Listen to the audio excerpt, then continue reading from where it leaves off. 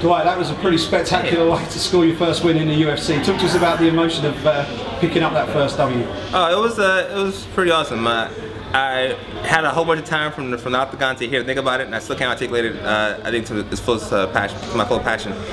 It was something that I've been dreaming about for a long time.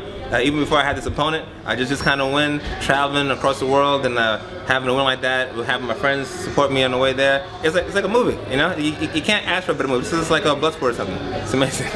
And fighting Carlo Pedersoli. He's thrown a lot of kicks in his career. He uses kicks an awful lot, and it was one of those kicks that you timed absolutely perfectly to score the TKO finish. Is that something that you prepared for going into this one to actually counter those kicks? Yes, 100%. Like it was funny because once I saw him fight and I saw him throw a kick, I was like, oh, okay, this is an opportunity here. And I actually had another counter available that I did in the fight, but it hit him, but it didn't put him down. So when that happened, I was like, wow, like he has a better chin than I thought. I'm gonna have to like really go in.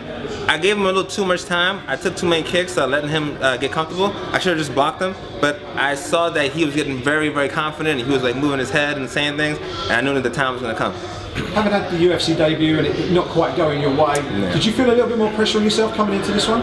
I just felt very upset. Like I was pretty angry after that last fight. After that last fight, from the moment I got out the octagon, I wanted to fight again.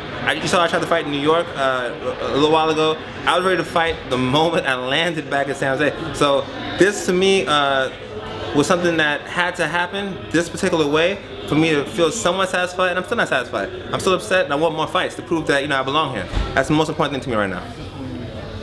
Fighting so far away out of your homeland, was it pro or con of your today's performance? Well, that's a good question. I don't think in any way it was a con, because for me, anywhere that I fight is good. As long as I can get there and fight, it's good. I think that having all that time on the plane to think about what I'm going to do, and then being worried about going back with a loss, you don't want to take a long plane ride back home after a loss. I'm telling you right now, it is bad. So that's more motivation to win, if anything. And in terms of the finish, it's as late as you get in a round, 4:59. In terms of the finish itself, did you think that fight should be stopped at that point, or do you think that maybe you'd have been headed into the second round? I didn't even know the time. To be honest, I didn't even know the bell ring. Like I don't know what happened. I just know that when I knocked him down, he was out. When he hit the ground, I almost didn't follow up. I was like, this is over. But then I said, wait a minute, because I've done that before and then things didn't work out. So I followed up, and then I felt him start going limp again, and then I was like, okay, they stopped it, and it was done. I was surprised to hear there was any kind of confusion. Then when I saw the replay for it, I was like, there's no way that this is any confusion. But I respect the guy's heart, not even to be condescending or anything like that. Honestly, I respect his heart. I respect the fact that he wanted to continue to fight like any true fighter would, and for that I commend him.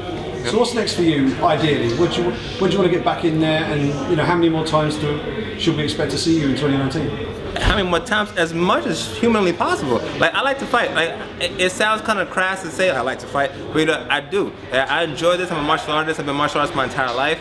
It's something that I think about all the time. I'm always trying to make it better, and the only way I can get better is by facing the best guys in the world and being forced to improve. If I just sit around thinking I'm good, it means nothing unless I can prove it here in Octagon. Brilliant. Okay.